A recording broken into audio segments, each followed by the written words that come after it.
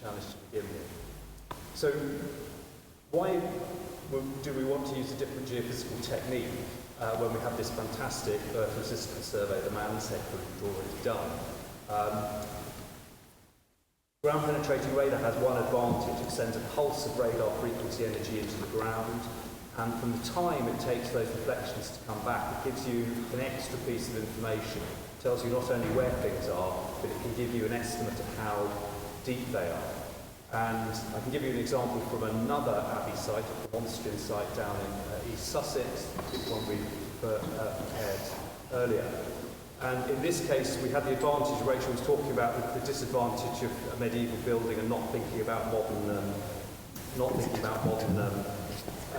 facilities. Well, actually, you can see our radar antenna perfectly fitted through the columns of the chapter house. We did measure it before we tried to get through. It was unbelievable. It was exactly 1.8 meters wide. But we can take the data, and a very powerful way of looking at the data is as an animation.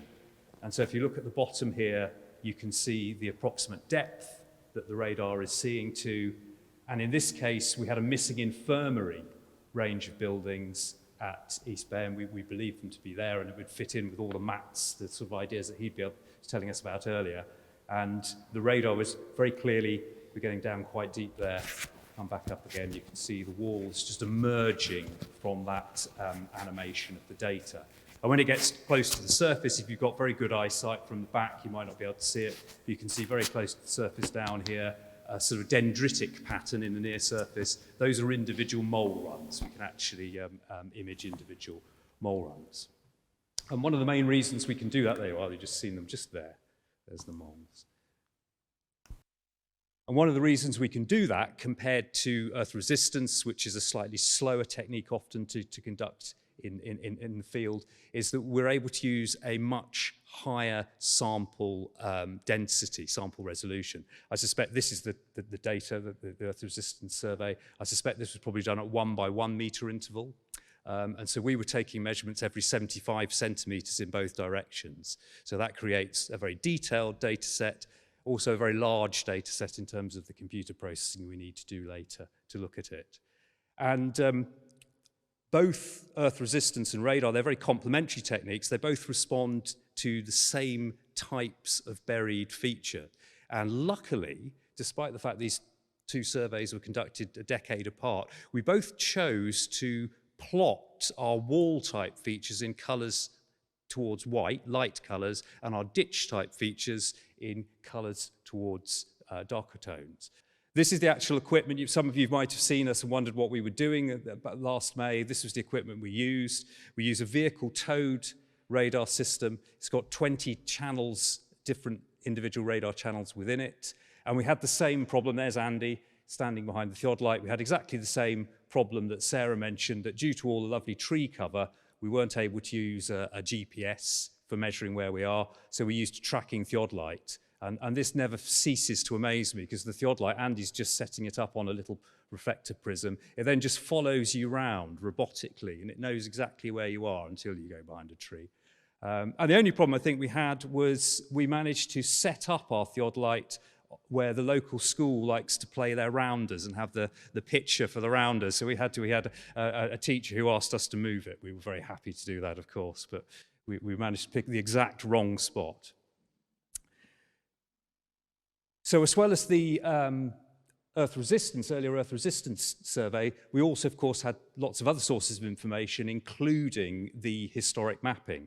And here's just sort of 4 epochs of the OS historic mapping, and you can see there's quite a lot going on the priory playing fields, as well as the presumably medieval footpath trackway running through.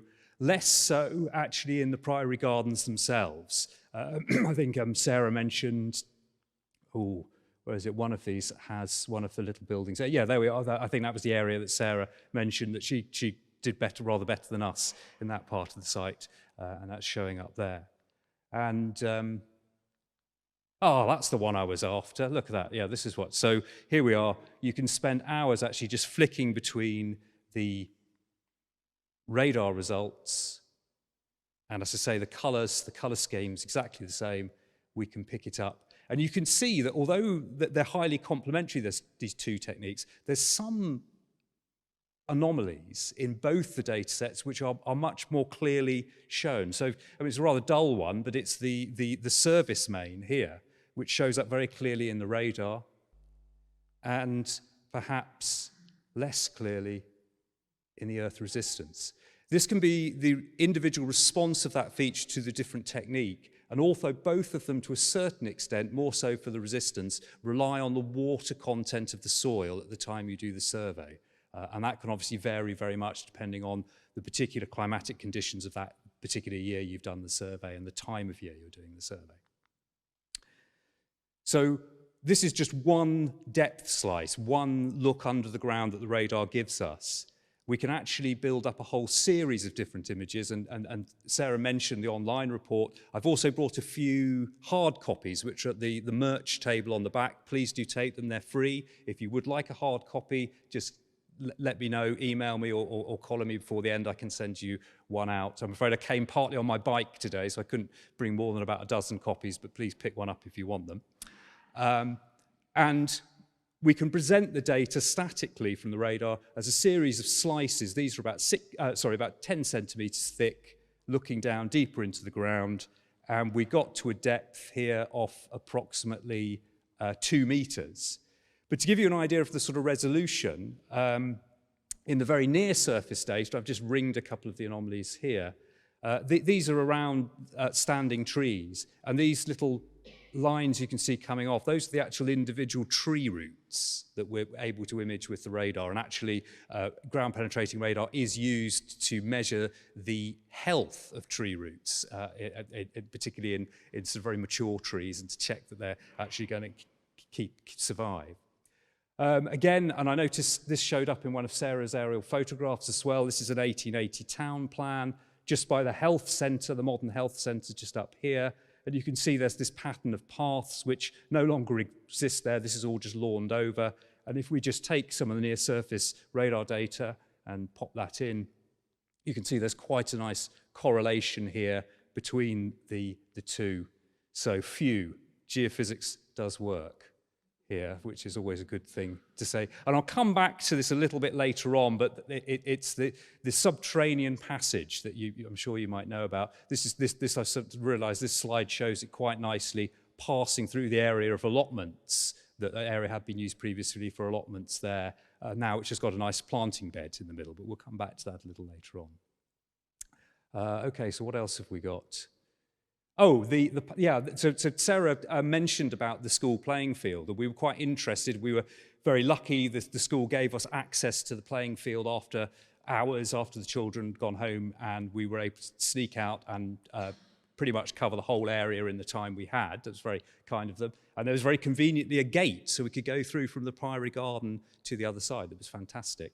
And we were hoping that we might find a lot of very useful information there. But we did know that the school playing field, there had been quite a lot of landscaping done there. And if we look on the historic mapping, rather usefully, there's quite a few benchmarks, OS benchmarks, showing the actual elevation at that point. And there's 3 I could spot running down from the Priory Gardens here to Wellington Terrace to the south. And that gave us quite a nice idea of rough spot heights. When I compared that to the height elevation that the radar measured as we were doing the survey, we covered, the green line shows what the radar was measuring, and these 2 blobs are the 2 northern benchmarks. And you can see there's been quite a change, quite a deflation in that land surface that suggests that we might have lost quite a lot of the near surface detail. And the radar itself is suggesting that most of the juicy archaeology is probably within the first metre to metre and a half. And that might be one reason why we're not seeing so much there as we'd potentially hoped. Here's the interpretation. With all these different layers of data, it's very difficult to look at it. So we tend to make a sort of abstract, a graphical interpretation. And this is the interpretation that I drew up for this particular data set. Sarah had mentioned the 1540s plan, and I think there is a good correlation. I've just picked out the main cloister. That seemed to be the one thing that you could really key your eye into and then try and fit some of the other bits together. And of course, the real thing that excited us was this apsidal end that appeared right at the end of the church, that were just out the back behind me here. And this shows up, and I mentioned the difference between the light tones, the walls, and the dark tones being ditches. So this is showing up as a more ditch-type anomaly, and that suggests it possibly might be a robbed-out feature. So it might be something where all the stonework has perhaps been removed deliberately and deliberately reused in later buildings. And we were able to corroborate and hopefully also provide a little more information and detail. For example, the Lady Chapel itself. We could see the buttressing outside, and that shows up in the earth resistance. And there was also some hints of some internal features too, including some nice little high resistance, possibly grave type markers within the building itself. That's a pure speculation, but probably a reasonable interpretation from their location within the building. Why didn't we get so much, or why didn't the Man's Head groups get so much detail in their earth resistance survey? Well, I wonder whether that's something to do with the depth that some of these anomalies are showing up at. So the lower image is an extract at about 1 meter below the current surface. If we go a bit deeper to almost 2 meters, you can actually begin to see not just this robbed out wall, but actually the remains of a white, so this is an actual masonry wall footing down below. And it's possible that that is just a little too deep for the half-meter probe separation that the original earth resistance survey was done at. Quite likely we could repeat that work with a different setup and more favorable soil conditions and perhaps pick it up.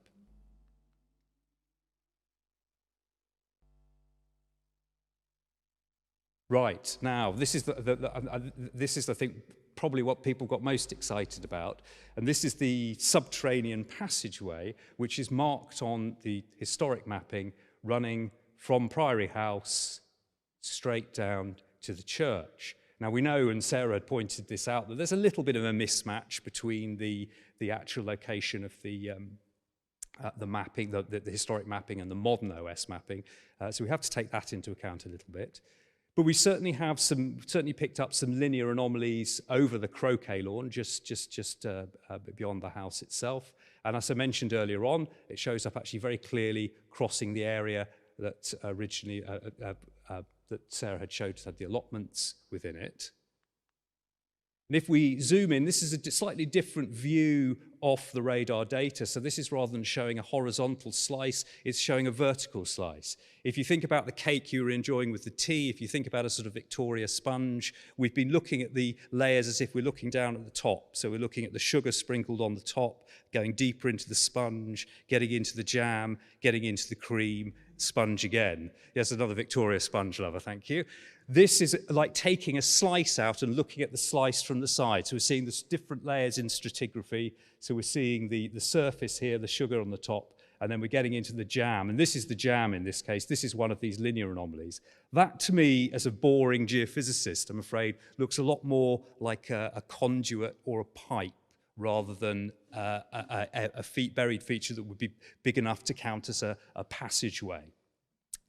If we actually look at the anomaly that we saw just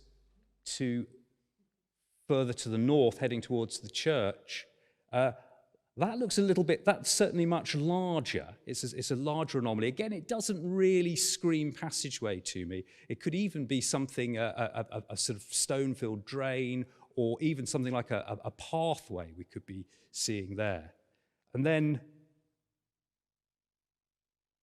we look at this line, the alignment that we're looking at on the map. And one thing that struck me, and it was, hopefully you can explain and someone will be able to give me, so there's an elephant in my interpretation room when I was looking at this, and you might well be able to help me with this, is that the line of this passageway, even accounting for the slight mismatch between the two different, the old historic mapping and the modern mapping, should, to me, pass through the war memorial.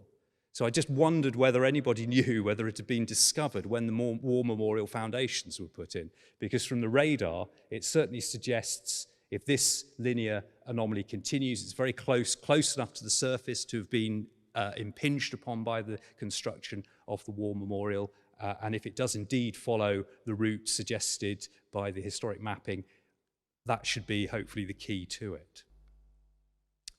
And there we are, there's the data overlaid over the top. And I say it's not as convincing on the ground penetrating radar at all. The most convincing piece of the anomaly is just here. It doesn't seem to continue. There's the war memorial where we couldn't take readings, and we don't get any evidence of it anywhere else. So I'll finish, hopefully, more or less on time. This is I think, where we'd hope to end up. This is a quick animation of all of the data that we collected. You might not be able to see it. I'll leave it running. If you'd like to come up and have a closer peer at it, please do. There we are on the surface, 0.0 there, and hopefully I should be able to just... You can see the tree roots very clearly in the near surface, and it will go down, and I think hopefully this gives... This is quite a powerful way of actually understanding a complicated 3D data set. You can just look at it, and then it's amazing what just pops out, and you can look at it again. It's a bit like watching one of your favorite films times again. You find a different joke or a different part that you enjoy. Geophysical films are much more boring, I'm afraid, and you don't get Hugh Grant in this one, but it's as close as we can. So please do download the report.